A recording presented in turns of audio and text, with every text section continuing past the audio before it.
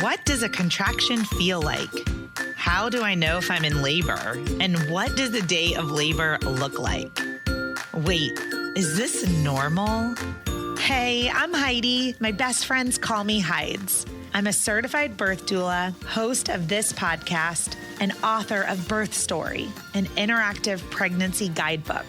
I have supported hundreds of women through their labor and deliveries, and I believe every one of them and you deserves a microphone and a stage. So here we are. Listen each week to get answers to these tough questions. Birth Story, where we talk about pregnancy, labor, deliveries, where we tell our stories and share our feelings. And of course, chat about our favorite baby products and motherhood. And because I'm passionate about birth outcomes, you will hear from some of the top experts in labor and delivery. Whether you are pregnant, trying desperately to get pregnant, or you just love a good birth story, I hope you will stick around and be part of this Birth Story family. Thank you for listening to the Birth Story podcast. If you are tuning in for the first time, I want to encourage you to start at the beginning. I want you to go on a journey with me and allow me to be your virtual doula and teach you all the things along the way. So I'm just going to give you a couple highlights of some of the earlier podcast episodes if you are just now tuning in. So very first episode, episode 1, you can learn all about me, who I am, why I became a doula, why it is I do what I do, and also my very own birth story with my second child, Jagger. Then I've interviewed some really cool CEOs. So episode 3, Tori Jones is the CEO of eShell Triangle, and she was also featured on Rachel Hollis's The Rise podcast. Episode 7 was Rachel Coley, the CEO of Can Do Kiddo. She was just on Good Morning America. She's an incredible occupational therapist that teaches you how to play with your baby, and her birth stories are incredible. Episode 10 was one of my best friends, Amy, who had a VBAC in the car. We have done episodes on micro preemies, episode 18, 21 on international adoption out of Uganda, 24 and 25. Oh, those episodes like Get a Box of Tissues. They're on surrogacy and cancer. We've addressed hypnobirthing, fertility, really easy, joyful, medicated births, really hard, long labors, medicated, unmedicated, everything in between. So I hope you'll start at the beginning. Let the Birth Story podcast take you on a journey all the way through, and enjoy this episode. And then remember to rewind all the way back to episode 1. Thanks for tuning in. Okay, Daddy Boot Camp continued with Justin, Chris, and Kaz. And if you're just tuning in and you're like, what is Heidi talking about? Stop, rewind, go back. That is part 1 of the second round of Daddy Boot Camp. And then this episode is part 2. If you've been listening, thanks for hanging in. This is incredible, and we're just getting to the meat of Justin, Chris, and Kaz's birth stories and experiences with their partners. Thank you for listening. Please write a review. Give us some feedback. Let these dads and partners know what you think about this episode. I come back in the room and, the nurse leaves and Jess explains it to me. Doctor came in. Doctor was really, really cool. And things kind of like, the one nurse was kind of snippy, right? But shift changes at 7. So she left, new crew came in, it was all good. Now, this is where my days do not match up to what Jess's memories are, which makes sense because my experience was much different. But I think I want to say they started Pitocin initially. What day was this? This was on Tuesday. This was a Tuesday, yeah, okay. So this is Tuesday, 1 p.m. we started. Right? Okay. Did they start with the Pitocin? I think they did. And then they did the balloon. Cytotec? They did that after the first round of Pitocin. Okay. So I think they did the balloon first, right? And that was interesting, not in a good way, to be a part of, where they do 2 separate balloons, and one is to help dilate the cervix, and I don't even know what the other one was. There were 2, and that didn't do as much as like we had hoped. And it's to put pressure. So it's a fully bulbed catheter. Okay. So it's supposed to like it inflates with saline, Right. and it's meant to put pressure on the cervix and then to stretch it Expand it, right. open. Yeah. Got it. So that wasn't a pleasant experience for her, I could tell, obviously. And then it didn't work. So the doctors were great. Doctor came in and was like, there's a couple, we'll continue with the Pitocin. I'm going to jump in real quick. Absolutely. Teaching opportunity. So they give you 12 hours with a Foley bulb catheter, and the Foley bulb will naturally fall out when you're dilated to 5 centimeters. So they put it in to stretch. Then once it hits the goal, then It'll just fall comes out. Okay. Yeah. Got it. Okay. But in Jess's case, it never did. fell out because Right. her cervix didn't thin and open to 5 centimeters. Right. So that first night really wasn't that bad, right? Because she got to sleep and she wasn't on like monitoring, and she wasn't Not allowed to eat because Right. she had gestational diabetes. She couldn't eat. She could have ice chips and God. water. And so the next morning, whatever the 12-hour gap was, right, they removed it. And then we started like, what are the options, right? So her water hadn't broke, like mucus plug, none of that stuff. So we kind of went through that for another day, right? And they did the Pitocin. Then they mentioned Cytotec. And of course, she immediately started doing research on Cytotec. And if you do research on Cytotec, it's not something that you'd probably be inclined to like want to do or want to have your wife do. But had a really great conversation with the doctor who has 3, and she was like, if it was your wife, this is Jess's way of doing it. She's want to make a decision that would be detrimental to the health of the baby. And he's like, I would do it. Like, it's safe for what we're trying to do. So we did that. Didn't do anything. And they're like, well, we can break your water. And a lot of times that starts. And this is probably Wednesday afternoon. Does that make sense? She'd been there a full Wednesdays? 24 So- hours. I think we're kind of on Thursday. morning. by Yeah, now. you're right. Yeah. Thursday morning. So you're Just so everybody knows, I have been coming and going. Yeah, she was Heidi ruled. She would bring me Just so I'm hazelnut clear with lattes. Cass that I Yeah. did show up every day. So Heidi Bring came us full circle yeah. here, I was hoping for active labor we all every were, day. right? I was Yeah. ready to go. Cass was ready to You toss you know? under the bus. So, Heidi came the first night and set the room up, and it was made like lights and There we moon go. and like a waterfall, Diffusers. diffuser. Yeah. yeah. We had like words of affirmation, and it was some scripture around the room. It was great. So fast forward to Thursday, we can break your water, and she was determined to be like natural, right? So that we had another doctor that came, and that was great. And she's like, look, you've been in some, she's having contractions through this time, but they're very mild, and they started to peak, and I would be like watching them on her, be like, oh yeah, this is it. And then it wasn't it. And I think Heidi was being very realistic with her conversations with Jessica about being like, this is uncomfortable and you're not enjoying this, and you've like nothing. And then it was either the You mean nothing ice, and this is the tip of the iceberg. like I There's a was lot like, more. if you have any pain on your pain scale, I remember telling Jessica, like, if you think you're feeling like a 1 or a 2, like this is like a -2. Like right. Oh, wow. But this is the thing: the fatigue starts to set in, Right. and the Mhm. exhaustion, and the so hunger. your hunger. Yeah. The whole So now thing your is- threshold, like a really strong woman, after 3 days of not sleeping, not eating, kind of prodromal labor, people poking and prodding at you, your threshold is now down Right. here. Right. So this is from like my perspective, where I knew I was going to have to evolve that conversation to help Jessica come to terms with being okay with some medical interventions Right. to have a better experience. Yeah. And by this time, she was on full monitoring. So the baby was being monitored, which means she couldn't get out of bed. So after that 24-hour period of not being able to eat or anything, she wasn't allowed to leave the bed.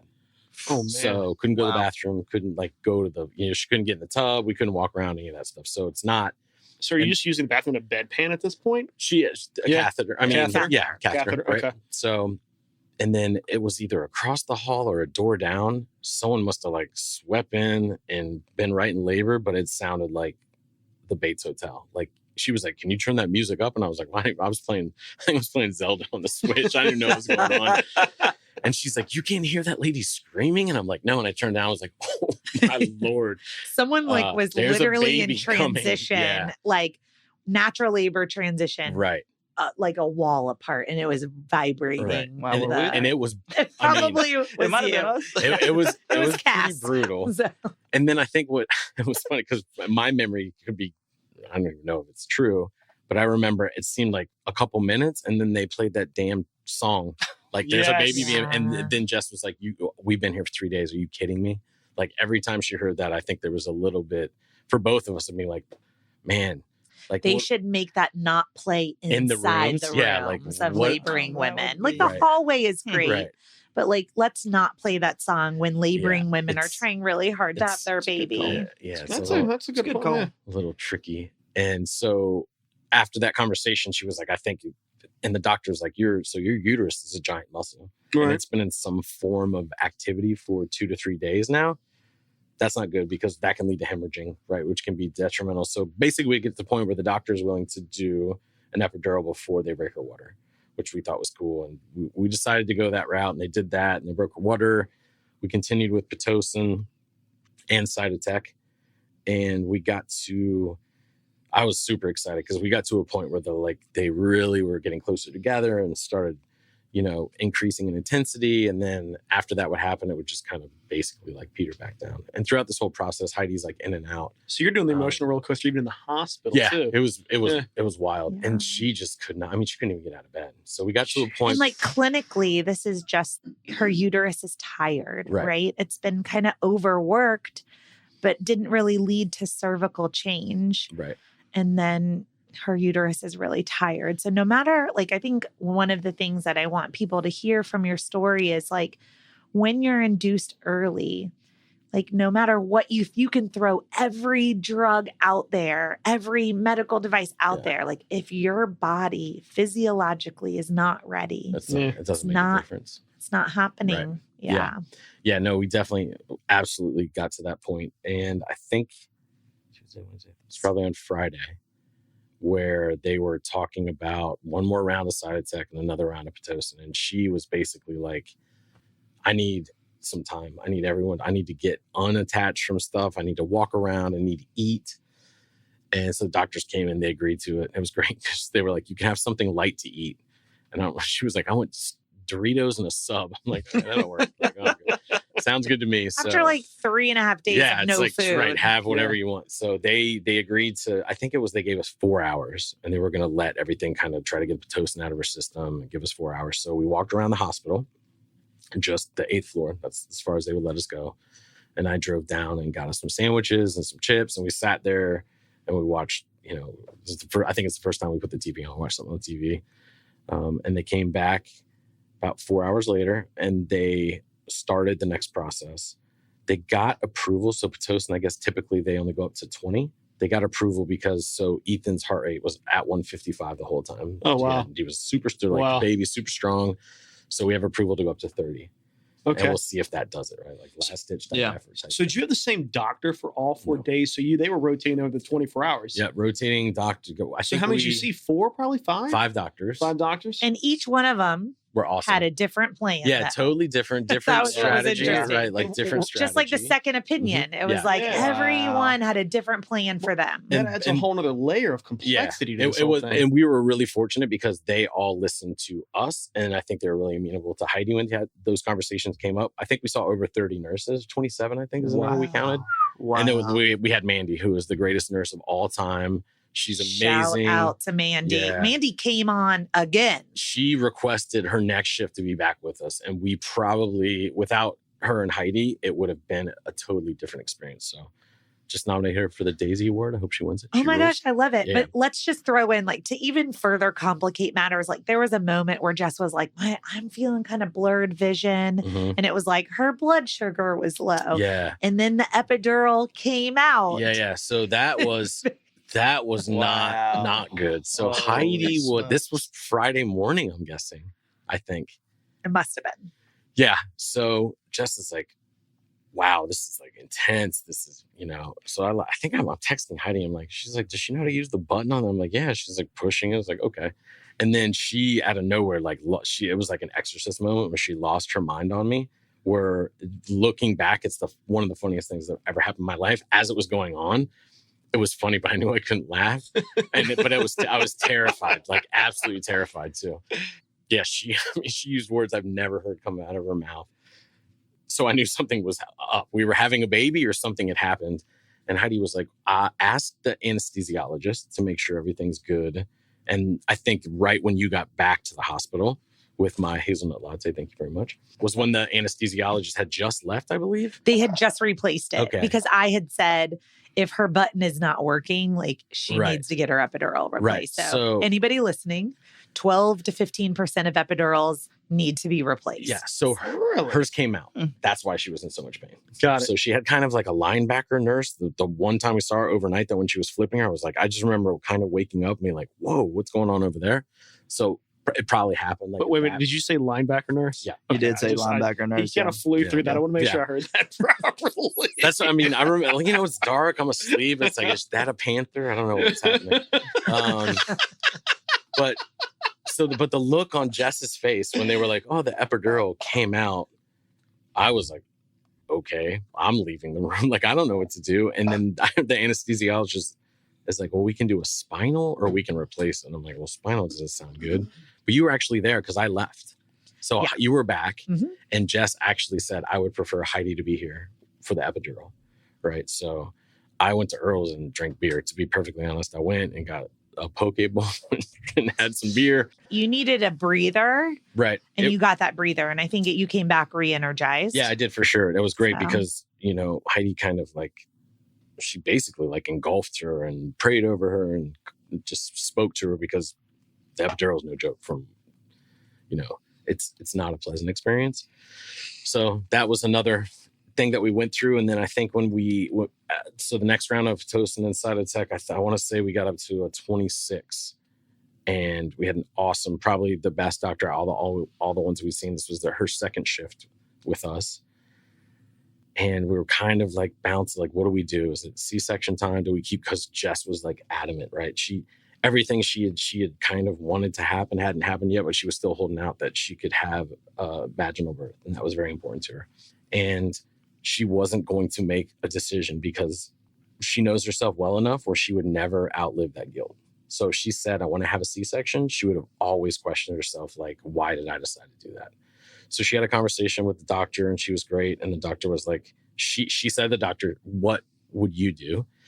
And she was like, well, how long have you been here? The doctor was really strategic looking back because she never said this is what I would do. Like in the line of questioning and the conversation. Right. How? She looked at her chart. She went and got her full chart and looked at it and kind of looked and she mapped out some time. And she's like technically speaking, this is now it is considered a medically failed induction. And my recommendation is for your health and the health of the baby, you have a C-section.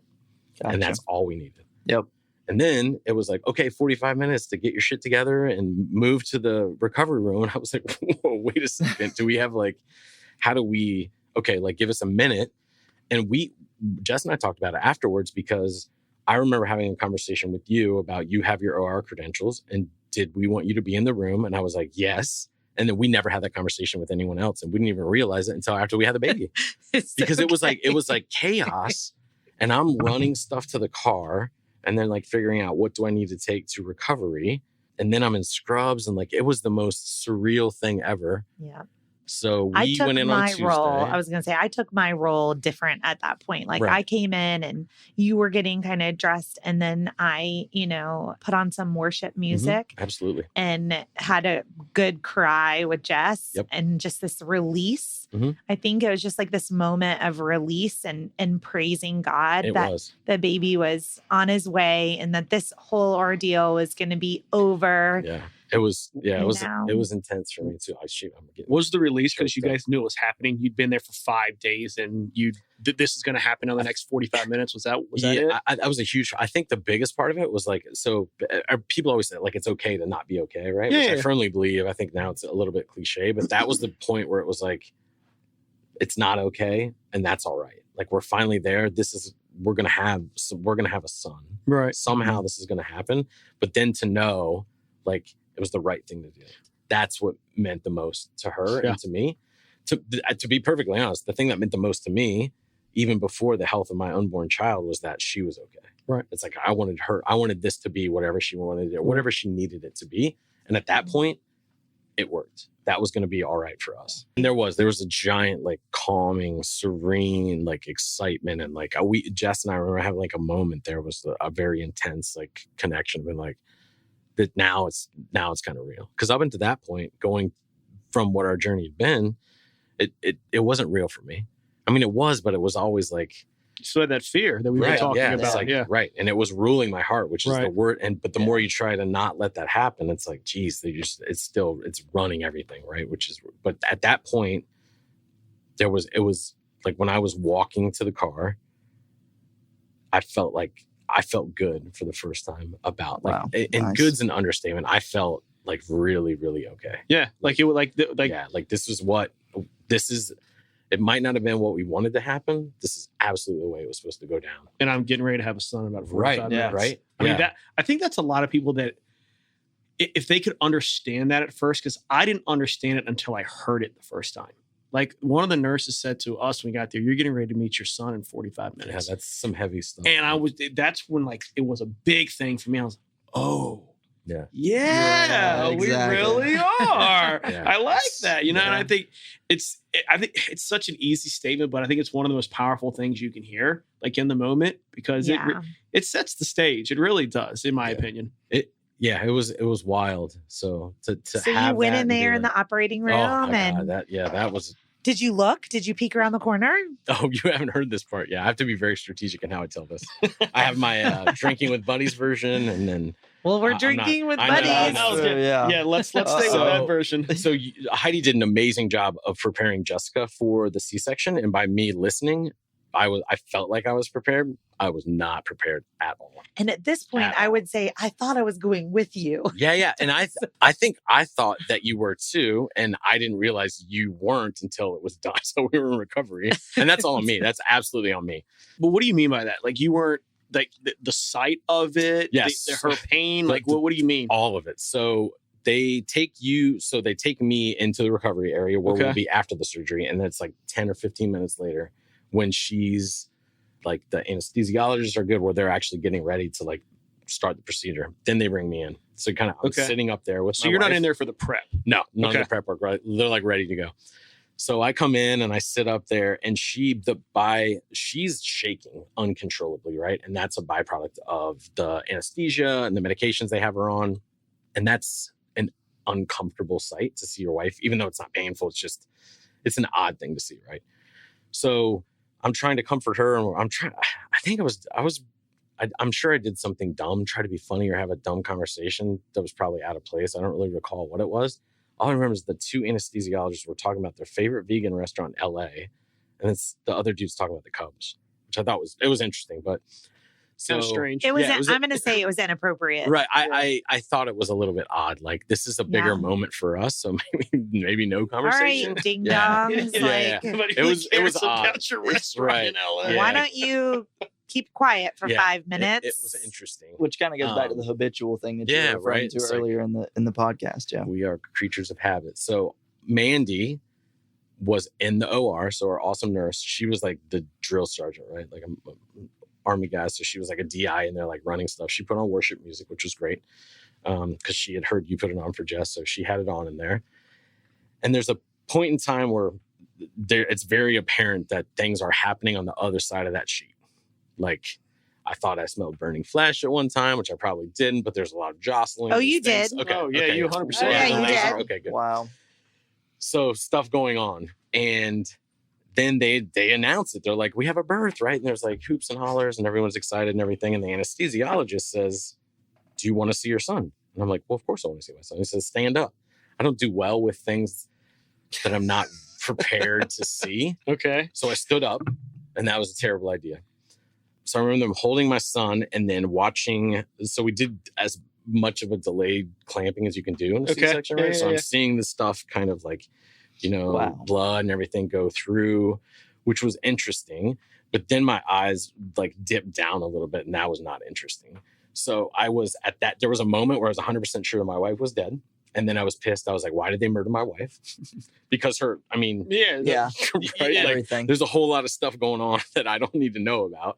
And then I literally, it's the first time in my life when people say like a deer in the headlights, I could not move.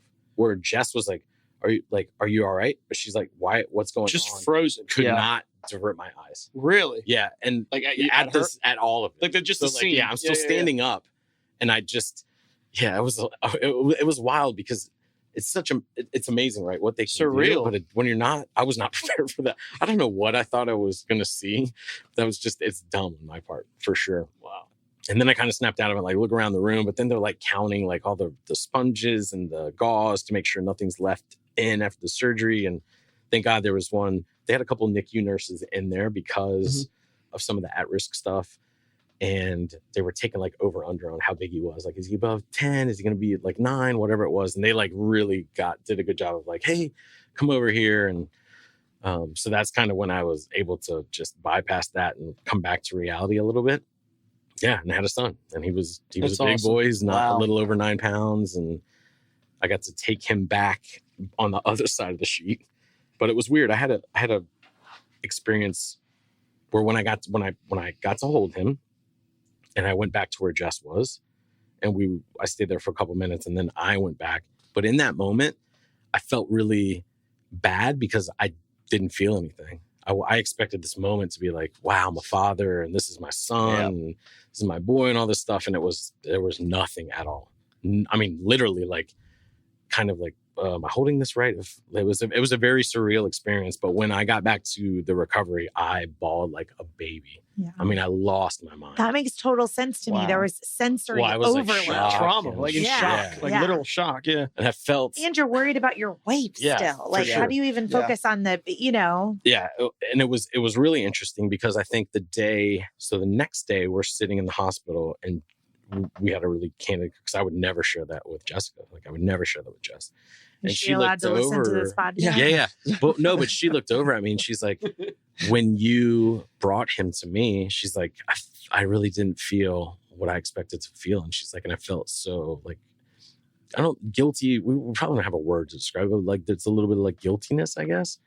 And I was like, oh, thank God you said that. Like, that was a huge relief, because I was like, no, it was because we're both in shock of like what was going on. And a lot of times too, I'm speaking from the mom's point of view in a C-section, but a lot of times in Christina will probably also, Cass's wife, talk to us. In childbirth, sometimes we forget to think about the baby because we're in survival mode. Yeah, of course. So like when you're cut open with your organs, sitting on top of you, like you want to connect with your baby, but in that moment, your body is and mind are trying to focus on you staying alive. Absolutely. And, reserves bonding time for once you're okay. It's kind of like a mammalian response, right? Take care of yourself, then find your baby. Yeah, fight or flight for sure. But it made me feel that was another way for us to connect. Yeah. Right. So, but I feel I wouldn't change our story. And that sounds brutal to say, our journey all the way out, because we've gone through what I think married couples go through in 25, 30 years. We've done it in 4. It's true. A little over 3, actually. So I'm grateful for that. But I think we know each other so intimately that it's almost scary sometimes.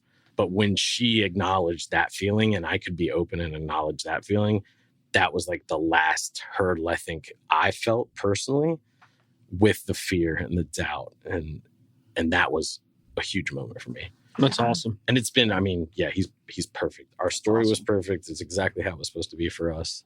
Cheers. Jess will probably not agree. Cheers. But Yay. Cheers. It was awesome. Now we're going to take a short break to just share a few things with you. Thanks for listening to the Birth Story podcast. I am so excited to announce the launch of my book, Birth Story, a 42-week guide for your pregnancy, a collection of these birth stories, a ton of doula advice, and journaling prompts. You can order a copy today at birthstory.com. It also will mean the world to me if you'll spread the word about this podcast. So on Stitcher or on iTunes, just leave a review. Thanks. All right, Cass, it's your turn to tell your story about your beautiful daughter, Kennedy. Yes. And I thought maybe you could just start with, like, we heard from you earlier that Christina was, she was bouncing on that ball, and she was like, I'm going to have a natural childbirth. Yeah, absolutely. And I do want to highlight real quick on something Justin had said about the traditional family and things like that. We had a phenomenal support group. And that was a big hurdle for us, because Christina had both of her parents been married 30 years. My parents both been married 30 years, wanted to be in the room. And one of the issues that we encountered was how many people can be in the room. And, you know, the moms and then the battling of the roles and things like that. So I will be an advocate also for those that do have that support, that are looking to accomplish something that might be a little bit different than what your parents or your in-laws may see as part of your birth plan, you know? Yeah. And that was where Christina was. She wanted the natural birth. My mom was, you know, you need to use modern medicine. Her mom was, you need to use modern medicine. And Christina was dead set that this is going to be a natural birth, and she needed someone to be there for that. Both of the grandmothers had experienced a natural birth too. So I feel like that was important just to highlight very quickly, you know. Talk how was that complexity there with the mother-in-laws? Because me and Kelly have talked a lot about it, because her mother is a piece of work. Right. And my mother is a piece of work. Right. In very, very, very, very, very different ways. Fair enough. I will say that, yeah, my mom absolutely 1,000% wanted to be in the room. This was going to be her first grandchild. And Your mother? My mother. And Okay. she wanted to be there 100%. Christina's mom knew she was going to be in that room. My mom was just hoping to be. At the end of the day, what the dynamic looked like is 1,000% they both stood behind what Christina wanted, despite the way they may have felt they wanted things to go. Knowing that it was going to be a tough road for Christina, they still sat back.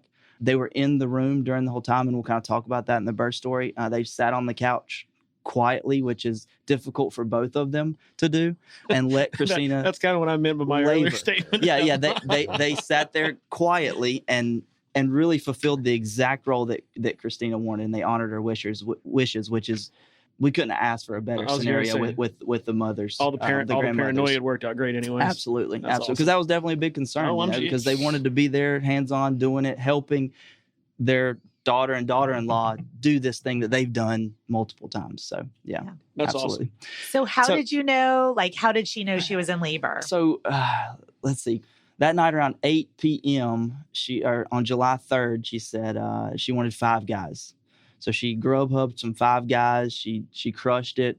She had came home early from work that day, and this had been the second day in a row that she had came home early from work due to some contractions. Her boss drove her home both times. Her car was left at work. So, she didn't tell her doula that. Right. Yeah, this was the second day. Yes, the second time that she had come home from work with contractions. And so I just assumed it was going to be the same thing as the first time. Like, you don't need to be going to work, from here on out. Let's just ride this thing out. So on that second day, on the July 3rd, she came home. I was just expecting the same old. I came home from work. She Grubhubbed some 5 guys. She ate it. We talked to Heidi that night, said, hey, Christina came home from work. She's feeling some contractions. And I think Heidi said, what you need to do is you need to go. You need to sleep. You need to get as much sleep as you possibly can, just in case it's time. And to be honest, I need to get some sleep, because I think you had just done like a 3-day bend with I was probably at Chris's birth. Probably at Chris's birth. No, it was a little bit different. But right. but you I think you had just been on like a two. I was at Jules's birth the day before. Okay, there you go. So you could have used the 8 hours of sleep as well as us. So told us, go lay down. So it was about 8 o'clock, 8:30. We laid down. By 10:30, which I was just hitting that, that REM sweet spot, that REM cycle of sleep, and all of a sudden Christina jumps out of bed, stands up, and her water broke. This is around 10:30, maybe touching on 11, somewhere in there. So we texted Heidi and said, this is where we are. Her water has broke. Christina's standing up, and I remember you describing a water breaking. Will it just be trickle of water? And you're like, no, it'll look like a 2-liter has just emptied on your floor. And that's in fact what it was. But I can remember Christina's like, don't let it ruin the rug, get some towels. And so I'm scrambling for towels, priorities. Yeah, absolutely. Right. So we get back in bed. We texted Heidi at that point. She's like, so let's, it may be a while from now though. So, just get back comfortable in your bed and start timing the contractions. So we did. And I think within an hour and a half, Christina wanted you there. Yeah. It was very soon that she wanted Heidi there. And the contractions weren't unbearable, but they were pretty strong. Mm-hmm. Christina was feeling them pretty strong. And I have always given Christina credit for being a very, very strong person. and very high pain tolerance. However, I think the first time Heidi talked to her, she was like, what's your pain on a 1 to 10? 10 being someone stabbing you with a knife. And I think she said a 6. Heidi was like, we're in big trouble because this should be a 1 category. So at which point Christina laughed and Heidi's like, okay, well, yeah. Reframe. I had to do the same thing with Jessica. I was like, well, reframe. Let's rethink pain here real quick. So what, Heidi, I would say probably you were at our house by midnight of that. Yeah. Maybe a little bit early, maybe 11:30. Yeah, I had never fallen asleep, so that was good. I had plenty of energy. So showed up, ready to rock and roll, came in, lit some candles. We went ahead and notified the family at that point, hey, Christina's water's broke. We're not going to the hospital. That was a whole nother conversation to have with both sets of parents. Hey, her water broke, but we're not going to the hospital. We're just going to ride this thing out at home for a little while and, then we'll head to the hospital. That was a whole nother conversation, which we had, and they both, respected that. So we're at the house. We lit some candles. We turned on some worship music, some breathing music. I think it was where we started with some breathing music. And we labored in the bed for probably an hour, 30 minutes to an hour. We labored in the bed. And then Heidi suggested that we move to Kennedy's room. It was already set up, ready to go, just waiting on Kennedy to arrive. No idea if it was going to be a boy or a girl. So we were in the baby's room. How did y'all decide to wait? So Christine and I both had 2 friends that did it. And in the moment, we were like, they're crazy. There's no way, right? And then when we actually found out we were pregnant, we both kind of looked at each other and were like, do you want to know? I was like, I could go without it. She's like, I could go without it. And that was settled. So we went without it. Yeah. So a lot of grays, a lot of neutrals. The most people that suffer are those that want to get you gifts. Want to give you gifts. Yeah, those are the ones that suffer more than anybody else. We found out on our genetics report. Oh, interesting. So I'm in the medical field, so obviously, yeah. And I told him, I said, don't send this over if you're going to check the full chromosome. Right. Like, I just don't do it. Keep it. Did you have intent of not knowing? No. We wanted to do a reveal. A process. Yeah, gotcha. a reveal. And I do. So got it all straight in the doctor's office, whatever, and sends it over. And Kelly calls. He's like, yeah, it's like buried in page 48 out of 50. You won't even notice it. You don't even know how to read it. First thing. 3 lines down, Y chromosome positive. I'm like, love it. That's how we found out. And there you are. Yeah, exactly. Just the most anticlimactic thing in the world. Very cool. Sorry, I didn't mean No, all good, all good. Yeah, this is what this is for. But yeah, so we went into the baby's room and we labored on a medicine ball. We played music in there. Hampton, our dog, showed up for the party. He was in the room with us for a little while. Really tried to make it as peaceful as possible, which is what Christina wanted. She wanted to labor as long as possible at home before going to the hospital. I basically did what Heidi told me to do. She was like, hey, go to my car and get this. And then I'd go get that ball. And she's like, hey, go to my car and get this. I go get a car, get that. Rub Christina's back right here. And so that's kind of the role I fulfilled. And to be honest, I kind of fall in the same. I wanted to be the coach. I wanted to be the guy, but then I kind of back up and I'm like, I have no clue what I'm doing. As much as I want to be that, I can't, So we labored in the baby's room, in Kennedy's room, for about an hour at that point. So that took us to about 1 a.m. And then we started transitioning to the hallway and doing wall squats for every contraction with a rubber band or a band. The rebozo. Gotcha. That hooked on the door, and she would pull down on it and really go into a deep squat for her contractions. And then we would transition to the restroom and let her go in there. And it was one significant sound that Heidi heard from the restroom that let her know we're making moves to the hospital. And it was that grunt, that push that I think you said, yeah, let's roll. Well, it's in combination, right? So her water was broken and she was making that primal guttural sound together. So at that point, it's like, well, I don't think you're going to be in labor for 20 hours, True. And so she made a sound that made me go, okay, I think based on our previous conversations, how do you feel? Do you guys feel like it's time to go? Right. And both of you guys were, we're ready to go. We were. And I think a part of that was also just with it being the first, a little bit of just being scared, in the process. And if something does go wrong, wanting to be at the hospital for that scenario. So, on the edge of our seat, we were both kind of like, okay, when's the hospital call? When is that going to happen? And it happened I think we arrived at the hospital around 2:30 or 3 a.m. on July 4th morning. flashers and all, we took off from the house. Heidi drove separate. Maybe not have been as a necessity as your situation. I forgot about mine. Left it down there for 2 hours, so I realized it was still down there running with the hazards on. Nice. That's awesome. Abandoned the car. The only car in Elizabeth. It's literally unlocked, running. The only place in Charlotte you can leave a car and no one will take it, running and everything. Keys in it. Yeah. And I'd probably going to sleep that night. And the nurse goes, "Did you ever move your car?" Yeah. I'm like, "What car?" Probably run out of gas. I love it. Blocking people coming in the deck. So we did that whole thing, and then we, went on up. It took us about an hour to get to a room because she wasn't as dilated as we had thought. She was around a centimeter or two at that point in time.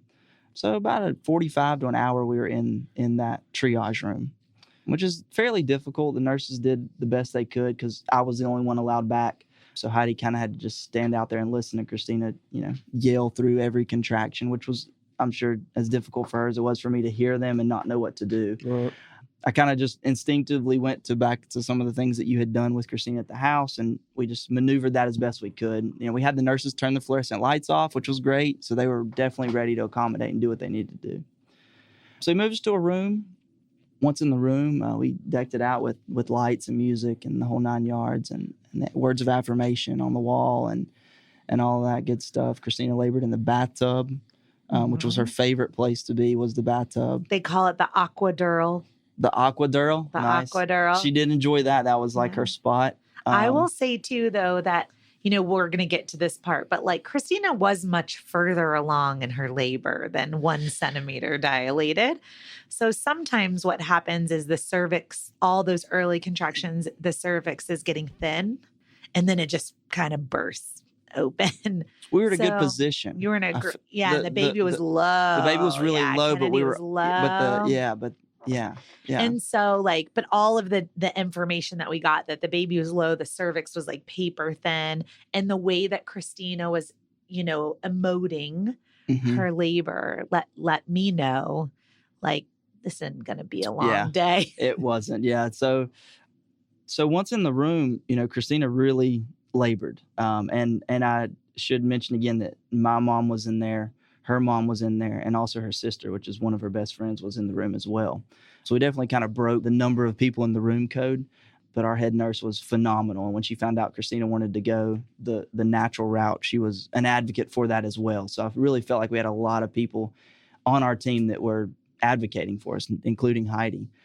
So there was, a lot of eyes on Christina during this process, and I don't think it was easy on anyone, but it was definitely tolling. I did not realize it would be as tolling on myself as it was watching her labor that hard. And I say that long, 4 hours of that intense laboring, to the point where when she's screaming, where the other nurses are coming to our head nurse and saying, "Has she had that baby yet?" Because my girl down here can hear her screaming, and what's going on? It's starting to scare the other girls because her scream is carrying down the hall, which is why I said it might have been us that was yelling. Yeah.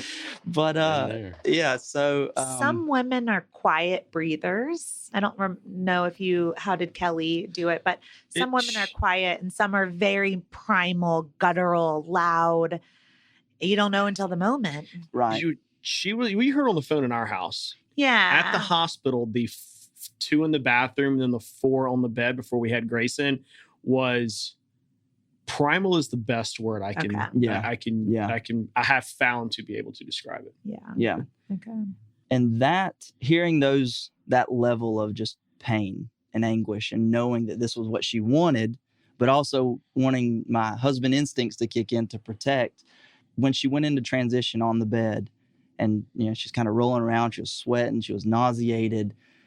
And her exact words, and I can actually quote these words, "Someone please save me," were her exact words, because it wasn't an easy process. And Heidi had told her, this is not going to be an easy process. But when those were her words, I felt like for me as a husband, that was my time to step in and say, okay, she's done all she can do. At this point, I have to do something. And I looked at Heidi and I said, I think we've got to do something at this point.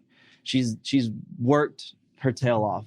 So we looked at the nurse, and the nurse was like, well, I've got to start on IV because she needs to have a bag or two of IV fluid before we can even. And I'll say it wasn't just you, Cass. I'm getting glared at, over here by all the moms. I would say we've got the moms in the room. So the moms, okay. And Christina's, making comments like that. And so it's definitely a tough position because I want to honor her wishes, as does Heidi, which is why we have her there. But we also have to take into context that, the things that she's saying and is this the right time? And so we went ahead and with the head nurse, she was like, well, I got to get her an IV. And I think mentally for Christina, knowing that the IV was there and that the next step was the epidural, mentally it allowed her to reach a place of calm, knowing that there was a light at the end of the tunnel. Yeah. Whenever that tunnel was going to appear, but there was a light. And so she could see that. And I also stepped in right then and said, everybody out. You cleared the room. Including me. You cleared the room. Said, I'm leaving. Yep. The moms are leaving. The sister's leaving. Were the looks I'm like, the only people that need to be in this room right now are the nurse, Cass, and Christina. That is very true. I was like, everybody else needs to be out. And that's hard for me too. Like, I was like, but I recognize that the birth plan was pivoting. Mm-hmm. And the only people that needed to be part of that decision was your medical team and then the two of you guys. Yep. So we gave you space. And I just said, you text me, whenever you're ready for anybody to come back in. And I'm very glad you mentioned that because genuinely I respected the fact that you stepped up and made that call and made that move in that situation. So we had that meeting with the head nurse and she said, what do you want to do? She looked at Christina specifically and Christina nodded, let's do something. Mm-hmm. At which point the nurse looked at me and said, she'll never make it. There's no way we'll make it to the epidural. She's too far along.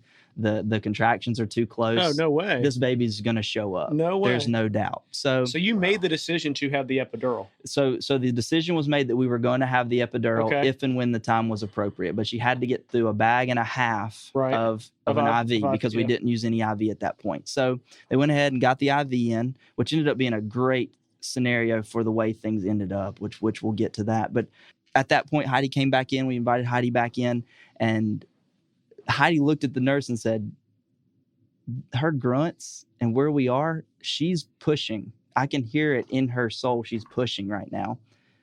And the nurse said, well, grab a leg. Get out. And at that point, the nurses, the mothers came back in and the sister, and Christina starts pushing. So we're holding legs. There's no you and Heidi. Yes. No way. The doctors are not in the room yet. The head nurse is still in the room, though, allowing this to happen, and we're pushing. And you can start to see the baby's head. Wow. It's crowning. But you can also see Christina's relief. I was going to say, and you said when you told her specifically, you said, I want you to do me a favor. When the next contraction hits, I want you to push against it. Is that the right time? Yeah, like push I want you to push against the contraction, to fight against it. Instead of letting your body have it and opening up and accepting the pain, I want you to push against it. And when she did that, you could tell that there was a sense of relief because you don't have to accept the pain, you can fight against it. And at that point, when she started pushing, it was a completely different scenario because Christina was able to step up and do what women do. And it was unbelievable. It wasn't like a few pushes, though. We definitely had a road ahead of us. But that she point, had like energy. She was kind of chatty. She was back to us. Yep. Wow. She was back to us. That's phenomenal. Yeah. That's awesome. So this is where this is just a teachable moment, right? When the mom gets to, no, I cannot do this anymore. No, someone save me. I've heard, I'm dying. I am dying right now. I'm dying. I cannot do this anymore. No. That is transition.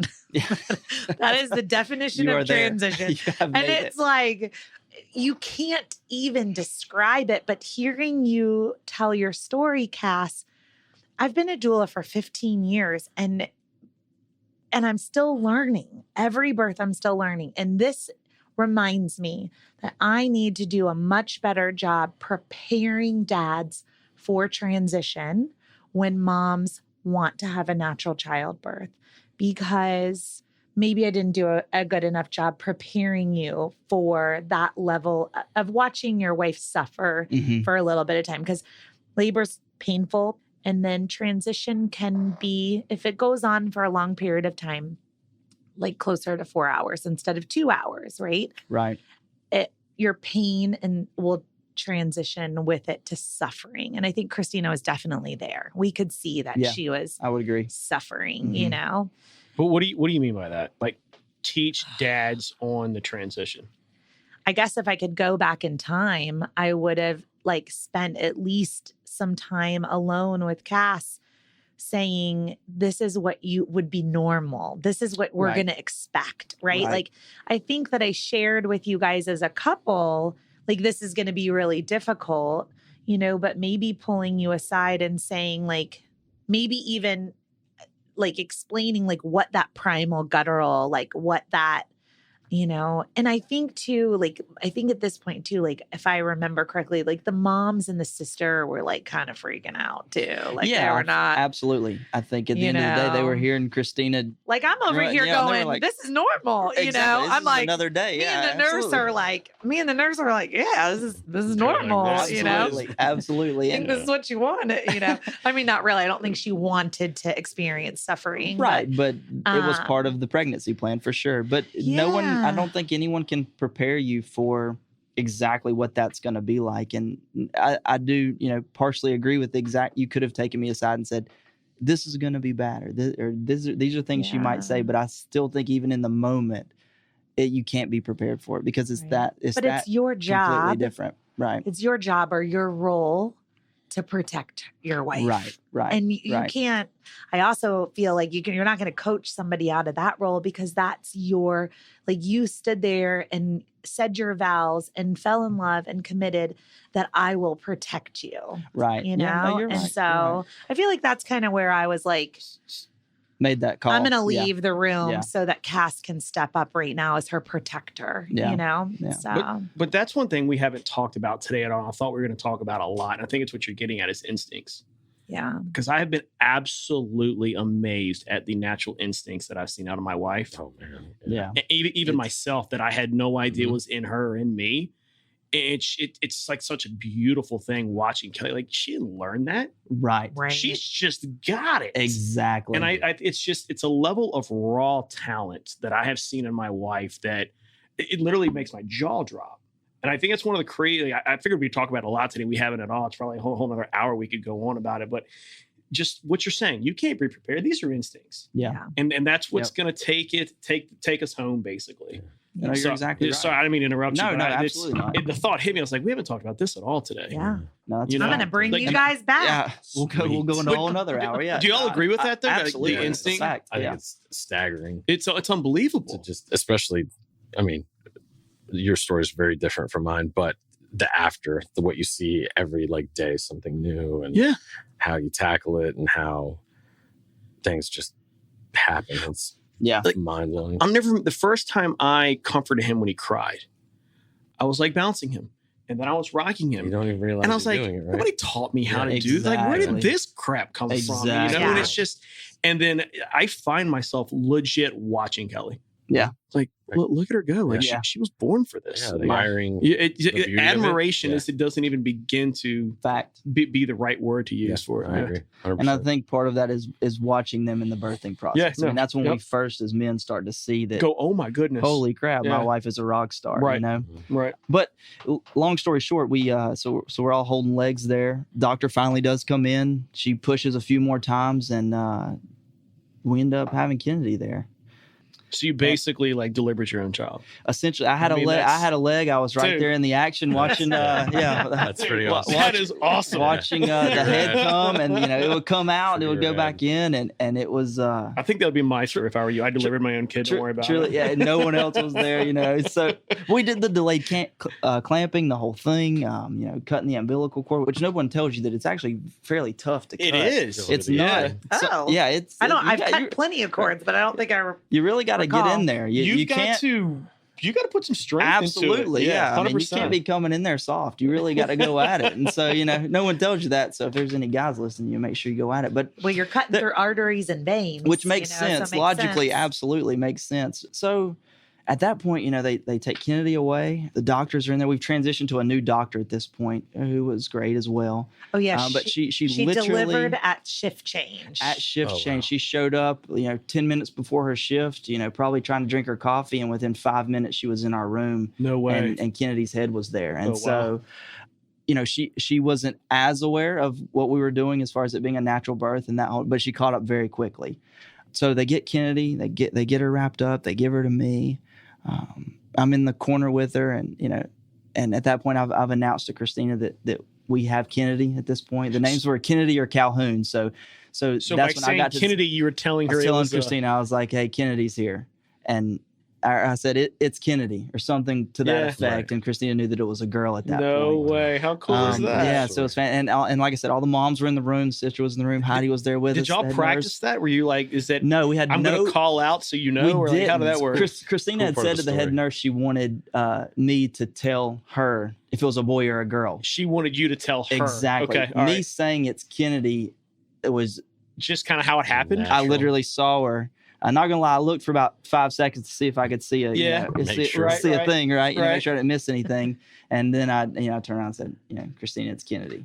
I like how you did that instead of saying it's a girl. It's Kennedy. Yeah, that's really here. cool. Yeah, so that's awesome. So we did that, and so I'm at that point. I moved to the couch, and I'm holding Kennedy, and they put Kennedy on Christina for just a few seconds, but she needed to finish out the process and everything. So they went in and let me do skin to skin.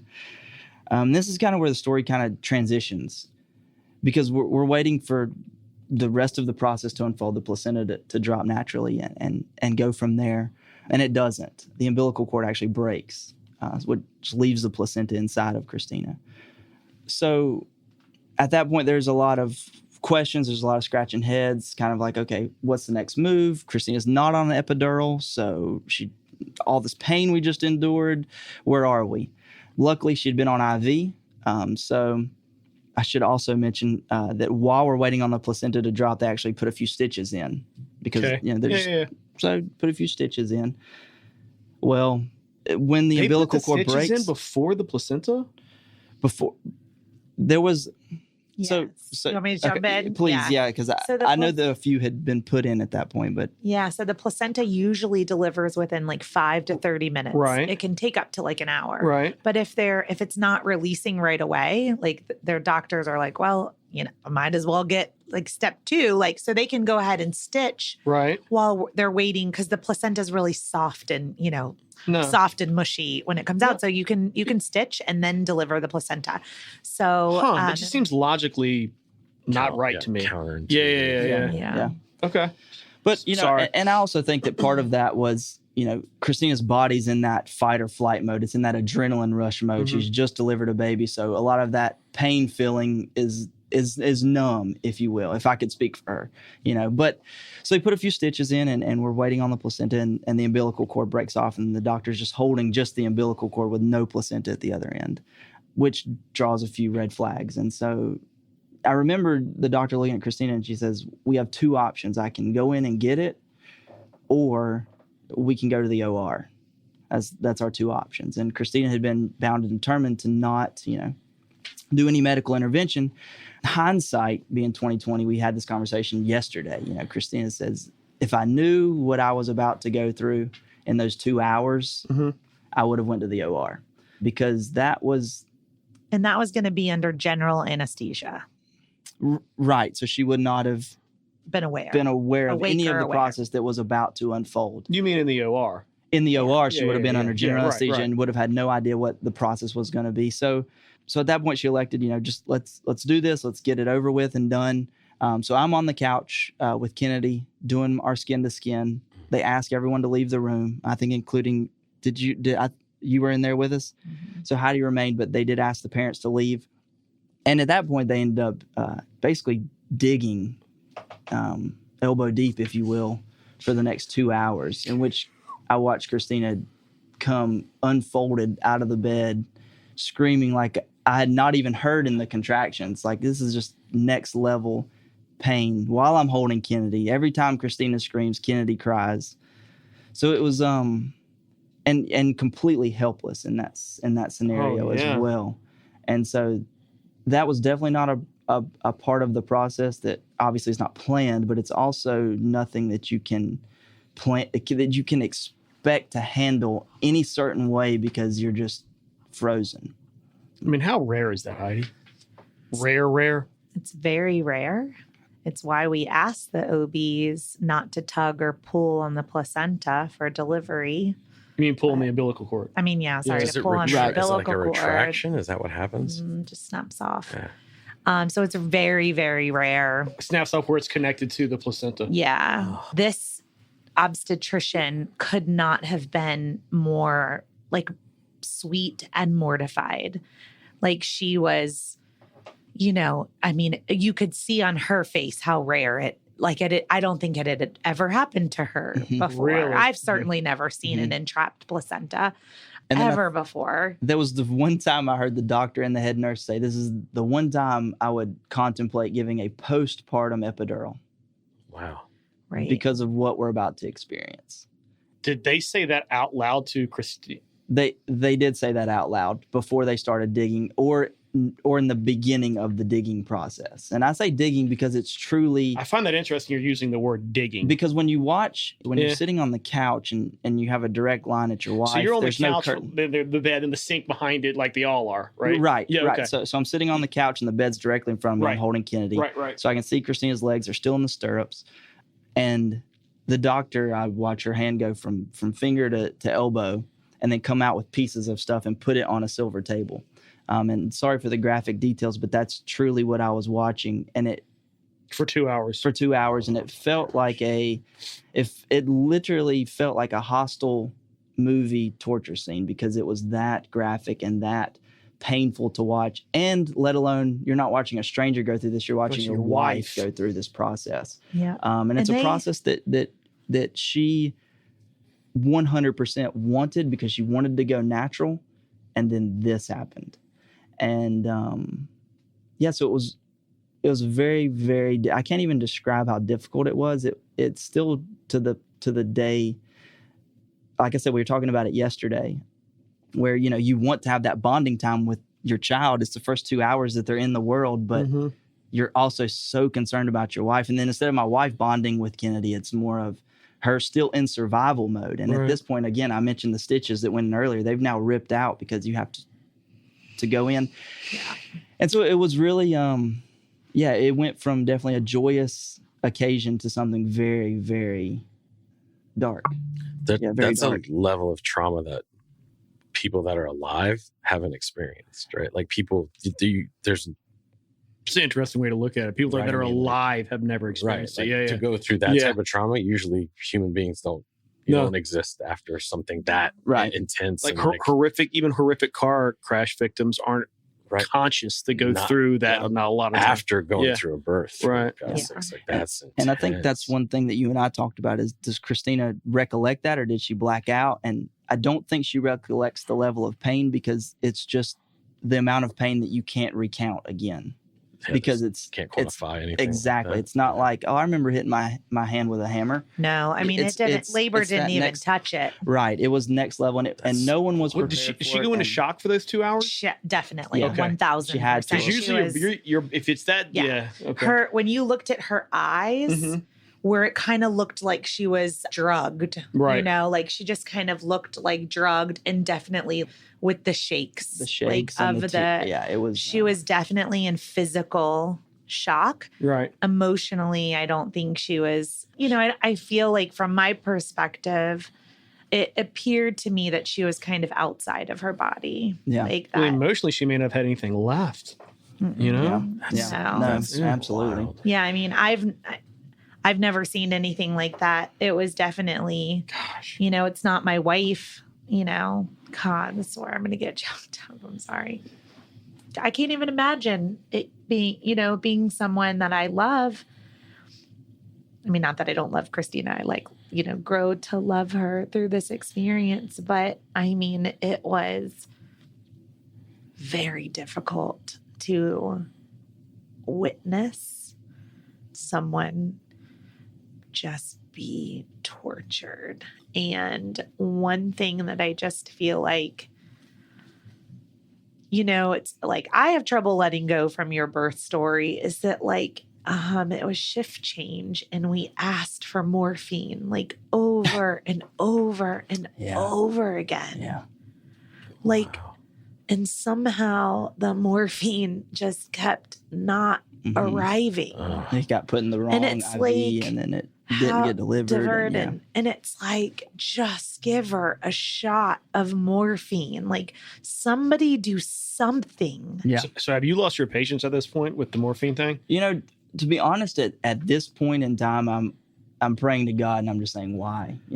At this point, it's that level of, really, this is where we are, this is where we've come, and this is what it's almost like you want to say, this is what you're going to let happen as a faith-based person. Yeah.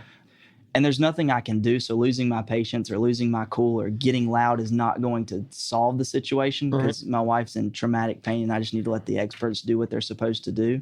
And you have the grave responsibility of your And I'm still holding chest. Kennedy at that point, still holding her. And, like I said, every time Christina lets out, just one of those screams because they're digging in her, Kennedy starts screaming. And so, I'm trying to balance that. And so, it was that's extremely admirable. There's a lot of men that would have walked out in the hallway and lost it. I'm astonished you weren't in shock. Yeah. Like a high, like you could actually be functioning and hold your daughter and be cognizant of what she's going through and be aware and be like emotionally there. And so that. Like, I don't know if so I had that same thought though, but you know what I went to as soon as I thought that, when I thought a couple minutes ago? What did we just talk about before that? I was literally about to say the same thing. Watching Christina do what she did, it was my turn. It was the instincts. He didn't have a choice. Exactly, he had to take care of Kennedy. Yeah, exactly. You know what I mean? Like I thought that exact same thing 3 minutes ago, and I was like, no, that's the instincts. He doesn't have a choice. Watching her do her thing, go through her transition, battle through, accomplish her goal of going natural. Now it was my turn to step up. And, there was no pain involved for me physically, but the emotional toll was my turn to step up. It was my turn to take care of Kennedy, and it was my turn to handle that situation. And so, like I said, I have a whole newfound respect and love for my wife watching that. And not just that, the whole process in and of itself, and how women truly just stop everything they're doing that concerns them and start looking at what concerns the child, from the essential oils that you end up with in your house to the crazy diets that you end up with, the whole spectrum, the whole gamut. It's amazing. But, long story short, they ended up getting out the placenta. They did a few ultrasounds to make sure that everything was out. And that was the biggest sense of relief. She okay now? I mean, Christina bounced back within an hour. Wow. That's great. She was back and holding Kennedy, and our family was in, and we had more family coming in. At that point, it's about 7, 8 a.m., maybe actually closer to 10 a.m. at that point. And so, I mean, it's 4th of July, and, Christina, that's her favorite holiday of all holidays is 4th of July. Perfect. And so, the mood changed very quickly after that, but definitely still, a traumatic process to look back at, and one that honestly, it's still debatable as to whether or not, Christina should talk to someone about it or go through that process and what that looks like. But I mean, you talk about strong. Oh man. Not even I don't even hold a candle to that. So that's awesome. But I mean, that's our birth story, kind of in a nutshell. Yeah. I think she should talk to somebody too. Yeah. And I hope tonight was a little bit healing for you just to share. I think that the more for all of you guys, I mean, I think that the more that we talk and share, it helps us move through some of the things that we've been through that cause us grief. All of these are beautiful, joyous stories, but all of your journeys, there's a lot of grief and triumph to your stories too. So I just really appreciate you guys being here and just allowing me to be part of your journeys and trusting me with your wives and with, helping bring your babies into this world. I hope we can do this again. Well, so thank you. Thank you. I'm not going to speak for the guys, but I thank you. I have thoroughly enjoyed this, and you ever need me to do it again, I will be here 100%.